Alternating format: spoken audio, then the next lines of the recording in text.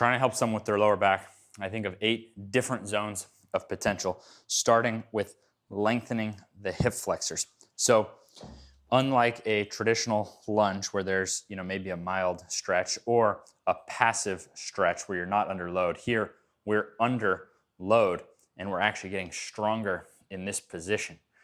I originally started doing this to balance out and rebuild my knees after major surgeries to this one and just feeling such an imbalance between sides. I also had some back problems, and for me, this was the biggest factor, was how stiff my hip flexors were through the side that I had the surgery on. So even after something like a knee surgery, your ankle or hip might not rebuild the same as it was beforehand. So from here, what are we doing? We're taking, well, I saw an old lady get out of her chair the other day, and that was it. And then she walked off. So all we're really trying to do is balance out unnatural deviations that often occur in modern times. So opening up those hip flexors, having them strong in that lengthened position has been really effective. Also helps people with running speeds, has helped me with my jumping because I'm able to strengthen my knees and my legs with balance between sides. And imbalances in the knees, for example, are one of the leading causes of pain when jumping, because you put all your force, and if one side is different than the other, that often manifests in pain. Some little details here. Heel elevation. I don't think you have to have heel elevation. Most people feel best with some, akin to how an Olympic weightlifter uses a shoe that elevates the heel. My guess on this is that if you look at people naturally squatting, usually they either have the heels up and they have like good posture in the back, or they have the heels down and the back is rounded. Now, actually, because of the exercises in this video, I can pull myself into a pretty good squat position. And some people can do this for sure. Like all little kids have like this amazing squat posture. But that's my guess as to why people feel better with the heel elevation, because most people, to keep the back in a good posture, will have the heel up. So they feel natural right here. Another factor is how elevated you are. So down on the ground, let's look here. If I were to do the left side here, so the idea is that I'm not letting this knee touch the ground. I'm handling that tension. If I were to go down to the ground, you would see that I would have to get even more of a stretch. So if I take a real example, in my current program, I'm doing ATG Pro, which sounds extreme, but actually you could scale it to anyone. I do it flat ground, and I have to get 2 sets of 20 reps in this bottom position before I get into a double-legged squat. Owning the position. I figured maybe I'll just kind of like show real sets. So if you notice today, I didn't do the fast intro thing. I'm trying to make it genuine based on people asking for that. So I'm actually racking up time under tension here, getting stronger, longer through those hip flexors. I'm not going to be able to accurately count my reps. So nice burn. Deep burn. Underrated on the glutes and the hamstrings too in terms of the burn. I'll balance out the other side. You'll also notice the assistance factor. Last teaching point. Find the level that's 100% pain-free. Apparently a 2 or a 3 on the pain scale still works, but I think it works better to find a 0. Just like assist yourself and pump high reps, then go unassisted. You could even add load to it. When I'm doing these bottom quarter ones, I find I really don't even need load to get an unbelievable warm-up before squats. But I suppose I should get that so easy, those 20 reps, that I'm not even burning, then gradually add load, be able to run faster, jump even higher, be even more bulletproof. Whew. Nice burn there. Now, while it would be nice to think, okay, for the back, just undo that effect. That is part of it, but we also do stiffen up through the inner thigh muscles. So for example, if you did everything right through the legs, but if you're super stiff through the inner hips, this is gonna be a less mobile, natural position. So if we turn this around, we have step 2. There's a reason I turn it around. And The starting place for this one would be body weight only, sitting at the edge of the bench, then dumbbells sitting at the edge of the bench. Notice most benches have a space. So for a male, I think it's good to sit with that space so you have room to move. I'm trying to be mobile enough that I can get my abs down to the bench without rounding the back. So I'm stretching into those inner thigh muscles and getting down there. Notice now, I went from a knee over toe exercise, now I'm knee behind toe. So it's not about knee over toe or knee behind toe. It's about the balance of those abilities. And you can see how these two exercises, whoop, very literally, how can I show you, make up squat mobility. You got the back and the knees together, and you can control your squat mobility and build balance. Now, I said I would show a real set.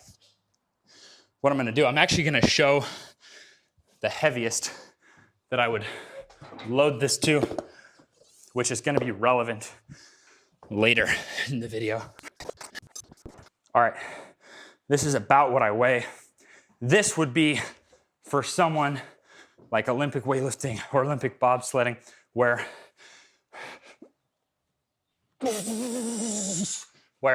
maximum strength is gonna be a factor. I rarely find the need to go that heavy. I usually work up to maybe 75% of my body weight, but that will come in handy later. So with those two, full range of motion, split squat, full range of motion, seated, good morning. We have a foundation of opening up the hips and having strength. The back still hasn't moved yet. It's like everything under the back has moved. And then to finish out the hips, let's look at it. Something like this might show. This is gonna control the difficulty of the stretch. You would consider this like the pigeon family of stretches. So it's like a pigeon, not a pigeon stretch on the floor. I'm actually under some load right here. So I can get into this position, get stronger. There's a couple advantages, and it's not even that this is better than a pigeon. There's a couple reasons I do this. One is that it scales. So with a normal pigeon pose, you'd have to start like with the knee all the way down. So here, you can start at your level and gradually get into this position while getting a bit stronger in this position as well. Doubles as extra. Notice the back leg, some nice extra hip flexor stretching and strengthening as well. Then over time, you can go down. Plus, a lot of people have a condition whereby it feels like your knee pops out of place, and it's actually two bones down here. They go out of place when you get into like these kind of positions. Like if you've had this, then watching this kind of stuff probably like hurts to watch. I used to have it chronically. My knee would pop out. I'd have to pop it back in. It's freaky, but hundreds of people have reached out now on my videos and said, oh my gosh, that's what I had. And it's so rare, not talked about that much, that doctors often misdiagnose it. A lot of people had surgeries. It kept happening. It was misdiagnosed what was going on. The brutal part about it is when you're tight through here, it's more likely to pop out, but to stretch it to open up, it sometimes pops out when trying to stretch. So this is the safest I found because you can get that knee pinned down and then you can just gradually get into the stretch. It hasn't happened to me in many years now, thanks to this stretch. If you're at home and you're just starting out, then I wouldn't start with the full pigeon pose. I would start with the knees more like 90 degrees or even less, like start really gentle and start trying to do a push-up in that position where you're actively pushing with intent. So you're using these outer muscles to push that way. Some people have reported for the lower back that like they couldn't leave the house. The back was totally jacked up. They started doing these on either side. Opened up here, and then somehow the back was given freedom. So it may seem less direct than the first two exercises, but this third zone, the pigeon family, being good in the pigeon family of stretches and ideally getting some strength through there, seems to just give the back a bit more freedom. The way I could analyze it is, like you could see if I was getting into that position, how would I get here? Like the tighter you are here, the more you're gonna strain the back. So perhaps in life, well, that is an example. Perhaps in life it gets strained more. So boom, we've covered 3 different zones, 3 out of 8. Those are all in the hips. So the hips below the lower back. Now let's look above the lower back because there's a lot going on here as well. What we would like to do, I'll use about 10% of my body weight maximum on this one.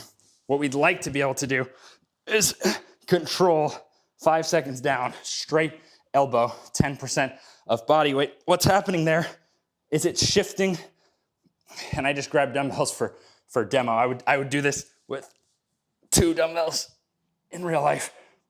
What's happening is it's shifting from just a shoulder exercise to now working the muscle just above the lower back. If you've ever heard of your trap muscles, these are your trap muscles, you have 3 rows of them. The 3rd row is just above the lower back. And because we're pulled this way, it's chronically weak because it doesn't actually get strengthened much that way. So that's the exercise we found works best. For most people, when you're stiff, just trying to raise the arms might not get into it. But if we get into position and then fight, you may start to feel for the first time those lower traps getting stronger. That's like a bulletproofer right above my lower back that makes me feel so much more secure. But in the meantime, as that's opening up, you want to be doing something, I guess I could demo here with the bar, something where you're actually getting stronger in the opposite of that movement, stronger from a stretch position. Now, I've always done this in a position like this.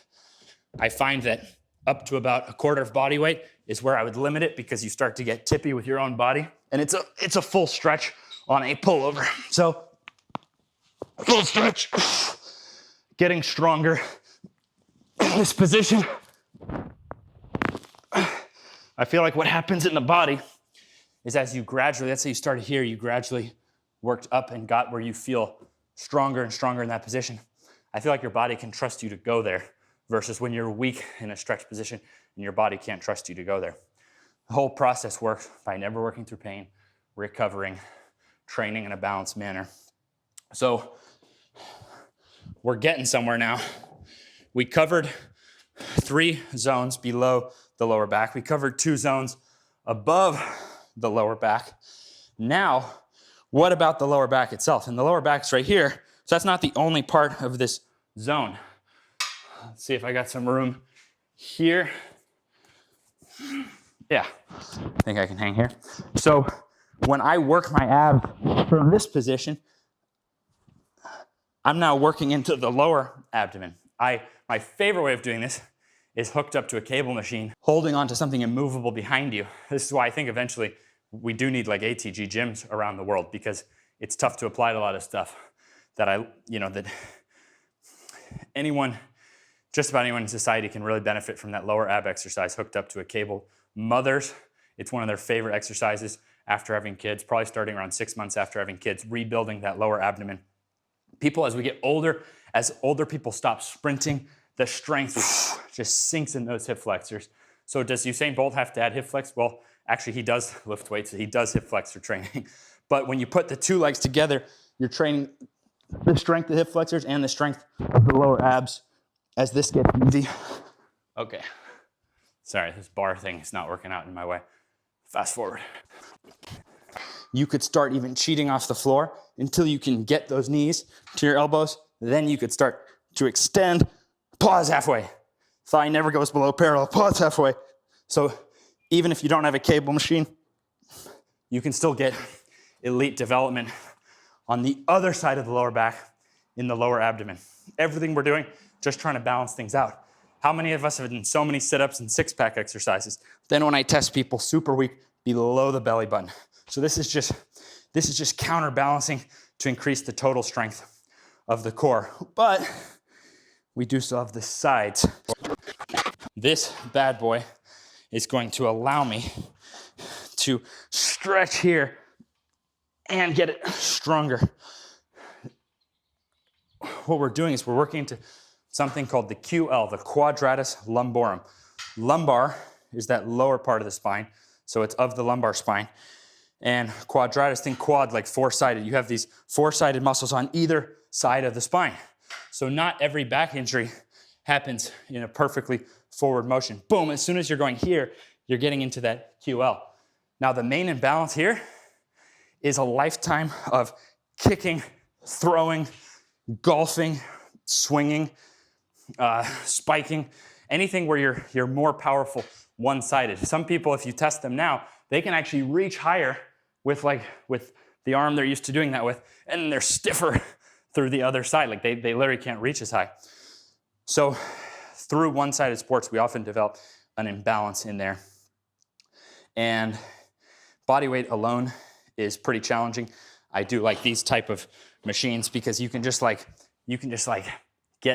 regress and gradually get into it. It does seem to still work pretty well if you actually reach. So as I go that way, like reach there and flex, reach. So I'm actually getting to that stretch. And of course, balancing. For me, this definitely helped even in basketball. I would sometimes have a mysterious tweak on like a spin move or trying to jump a certain way. And I noticed it like how much tougher it was to dunk with my left hand versus my right hand. And so actually getting this side like opened up, haven't had any more tweaks, especially in like these like deep basketball move. Basketball, it's almost like if someone's guarding you, it's almost like how much trauma can you put into your body a certain way without actually going that way. So it's almost like how much force can you put into your knees and your back. The more force you can handle into your knees and your back without breaking, the better your moves can be.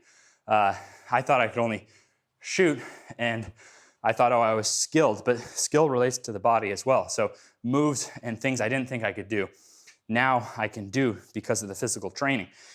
A lot of guys who can't fake people out as well, they're not actually committing. They're not able to throw their body into those kind of positions. So you might be surprised how imbalanced you are there. So now what do we have left? We only have one more zone. We covered 3 different zones below the lower back. We then covered 2 different zones right above the lower back. Now the lower back itself. Now I do believe in actually training the lower back muscles themselves now. It's the final thing. I like to use a slant because most of us from shoes with thick heels, I try to wear something more moderate cut now. Shoes with thick heels, and then losing touch with our mobility. Knee injuries, you can end up really tight behind the knee, which can limit your ability to get into the stuff above it. So I like to get in here. The back foot is on the toes just to balance, and then the opposite arm, you would be like, I would suggest balancing. High repetitions, actually working on rounding the back one side at a time. So for example, you could do your 25 reps like this one side at a time, then gradually turning that into something. Where's my dumbbell? So holding light dumbbells and actually trying, I'm thinking to round the shoulders and get into the lower back. And this is why I showed the full body weight loaded seated good morning, was to show the context of a Jefferson curl. So I actually like to do my sets like this. I like to get a sort of Zercher grip, a step on my slant board, boom, rounding the back, stretching and strengthening through that rounded position. This is only half my weight, whereas the seated good morning, resisting the back rounding, was my full weight. Most people are rarely going to go over about half their weight on a seated good morning with perfect form. And so I would rarely recommend over a quarter of your weight on a Jefferson curl with perfect form. That's the context that I believe is best. So let's say you were doing this, working your back in a rounded position, but you weren't strong out of that position. Well, that would be an imbalance. So the context is important. But the advice of just don't let your knee or toe, don't round your back. To me, I've observed that type of advice is far more damaging than helping people master these qualities. So I haven't had a back issue in a long time. We've gotten now hundreds of back success stories. We have a Back Ability Zero program. I've received 2,277 knee success stories to date. Probably I'm not a lot more, but I like to count. It just keeps me in tune with the process, the ones that I have actually personally been sent and read for the knee. So just as we have a Knee Ability Zero program, we have a Back Ability Zero program. It's always the same price, no long-term contract, under 24-hour service, 7 days a week, because this is a lot of stuff to go over. When you're doing new things, coaching can exponentially help. So I made my business, how's the cheapest I can possibly make coaching? That's the cheap, $49.50 a month. I did $49.50 because I was told, man, you can't do that for less than 99 bucks. So I was like, I told someone who was giving me advice on going online back when I first went online and started doing social media. And I was like, all right, how about I start with like half off discount? Oh, okay, that works.